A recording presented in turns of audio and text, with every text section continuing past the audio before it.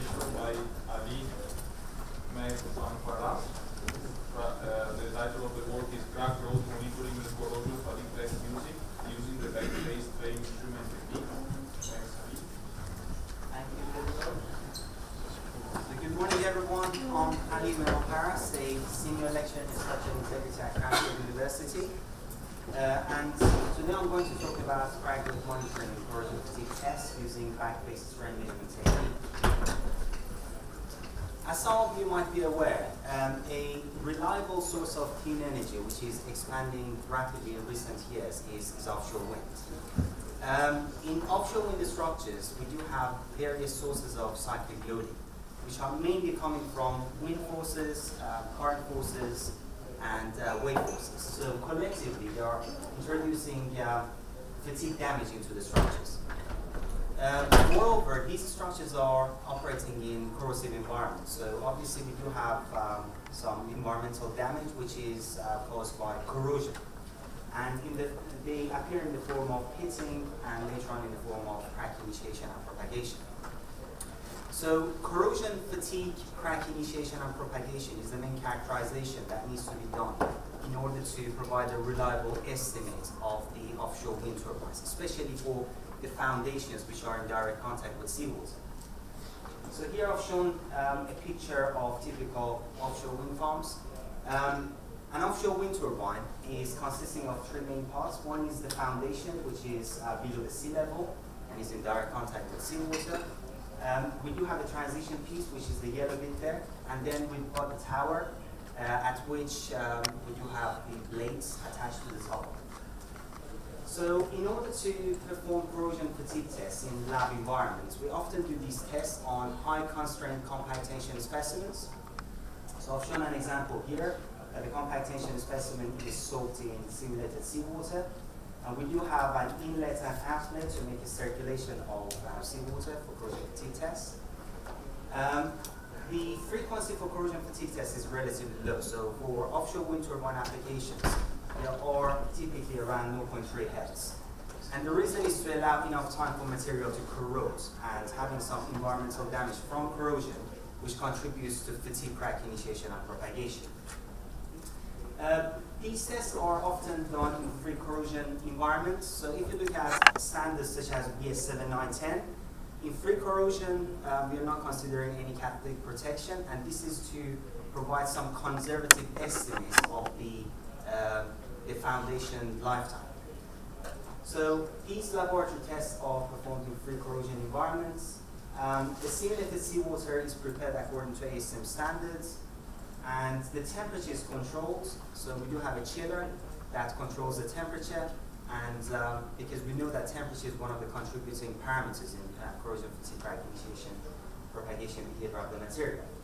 And the specimens are pre-cracked in air before soaking them in seawater and doing the actual corrosion fatigue test. So this is just a summary of the specimen preparation and setup for a typical corrosion fatigue test. So, one of the main challenges that we face in corrosion fatigue testing is crack growth monitoring. The reason is when we soak the sample in seawater, we do have limited access to it.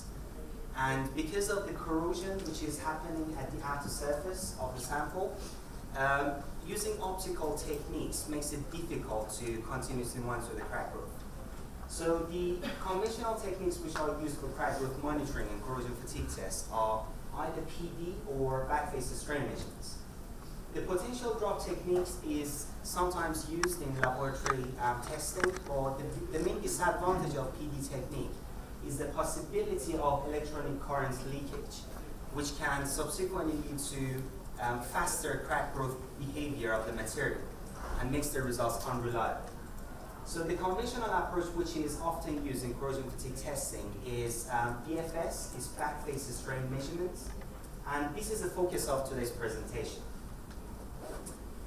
So in order to use backface strain measurement technique for corrosion fatigue testing, some calibration tests need to be performed in air. So in these air tests, we are producing an empirical correlation between the crack length and backface strain measurements of the sample. So in order to do so, we need to attach a strain gauge to the backface of the sample, And by doing a fatigue test in air, we find the empirical correlation between crack length and backface strain. And the concept is pretty simple. As the crack propagates in compact tension samples, we do get more and more bending strain at the back of the sample. So this empirical correlation provides us with some information about estimation of crack growth during corrosion fatigue test, as long as we are continuously monitoring the strains at the back of the sample. So the important thing to remember is these backface strain measurement correlations are strongly dependent on specimen dimensions. So for instance, by changing the thickness of the sample or the width of the sample or the height of the sample, these correlations will change. And more importantly, these empirical correlations depend on the load level. So if you want to do a corrosion fatigue test under a certain loading condition, you need to do your calibration test under the exact same loading condition in air. And when you change the load level, you need to develop a new calibration kit. So the problem of these calibration tests is they are time consuming and costly. So before doing any corrosion fatigue test, you need to perform some air tests to provide this empirical correlation between crack length and EFS. So the focus of today's presentation is to predict this A, crack length versus backface strain measurement correlation using some finite element modeling.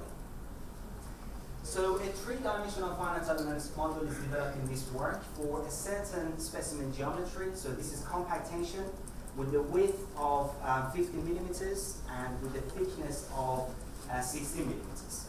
And the reason to choose these dimensions is because of the testing program which has been ongoing at Cranfield to perform tests on compact tension samples in air and in corrosive environments.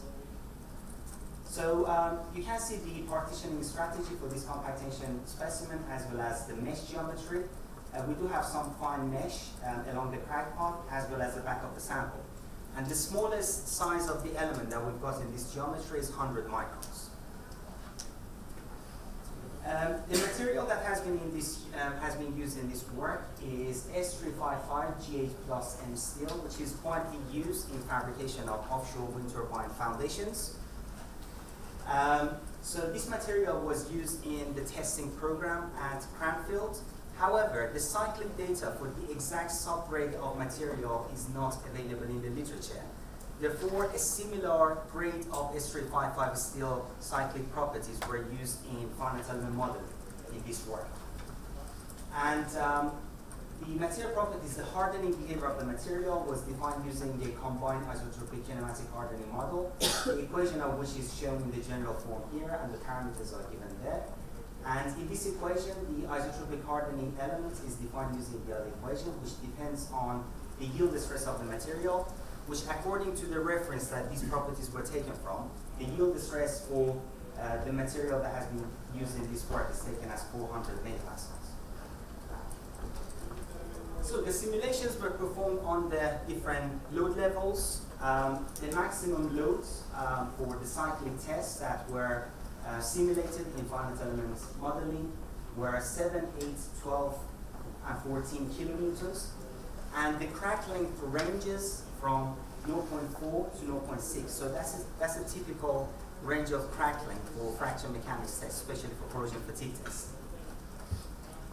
And the extraction of the BFS backface strain measurement was performed by taking the average of the area that the strain gauge covers at the back of the sample in reality. So it's not an extraction of the strain from a node, but taking the average of the surface area at the back of the sample to have more realistic values of backface strain measurements and more comparable to experimental data. So here I've shown an example of the results for one of the loading conditions for 8 kilonewton maximum applied load. And we are looking at the variation of backface strain in two different directions. On the left-hand side, we are looking at the variation of backface strain measurements along the y direction, which is in this direction. And we are looking at these variations for different crack lengths, which are shown in different colors.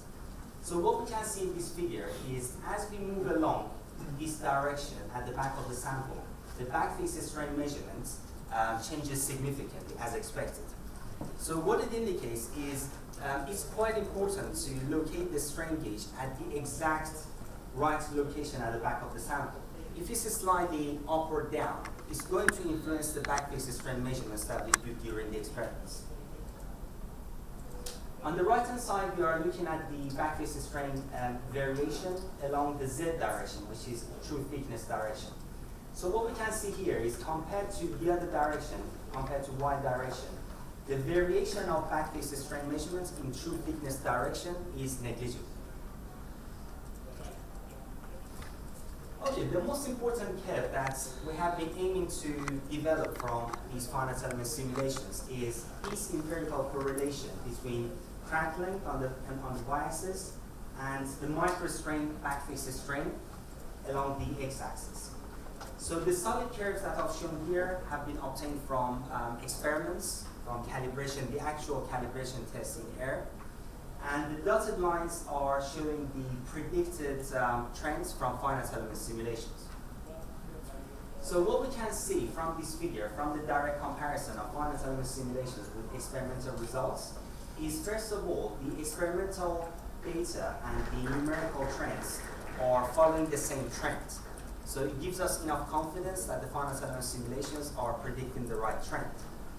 And now if you want to directly compare the predicted finite element results to experimental data, for a given value of backface strain measurements, the difference between experimental crack length and the predicted crack length from finite element simulation is maximum 0.7 millimeter, which corresponds to the error of 6%. In other words, the finite element model that we have developed in this work encounters the maximum error of 6%, which can be acceptable for the estimation of crack length in corrosion-fatigue tests. And in order to understand the source of error that we are getting for finite element simulations, the first important thing is the material model. So the material properties that we have used in this work, as I mentioned earlier, is from a different subgrade of steel, which is slightly different to the material that was used for the actual testing program. So in future work, we are going to perform some cyclic tests on the exact same subgrade of steel and using the updated material properties in the model to see how we can minimize the errors. The other thing that I would like to mention is some errors that might be encountered in the actual calibration tests in air. Because the technique that is used in calibration tests in air for monitoring the crack length is the optical technique. So in the optical technique, the crack length is measured at the outer surface of the sample on two opposite sides. Well, these measurements are the surface measurements which do not account for the possible crack tunneling. So in the calibration curves themselves, we might have a percentage of error in crack length measurements. So just to conclude my presentation, in this work, finite element simulations were performed to predict the correlation between crack length and backface strain measurements for calibration of the corrosion-fatigue test. A combined isotropic kinematic hardening model was used in this analysis. It was found that relatively uniform backface strain values are obtained in true thickness direction, as expected. And the maximum error that we got from the finite element simulations in this work is 6%, which seems to be acceptable for development of new calibration curves by means of finite element modeling.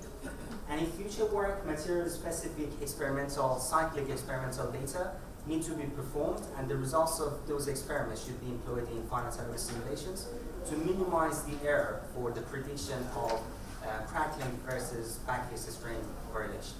Thank you very much for listening.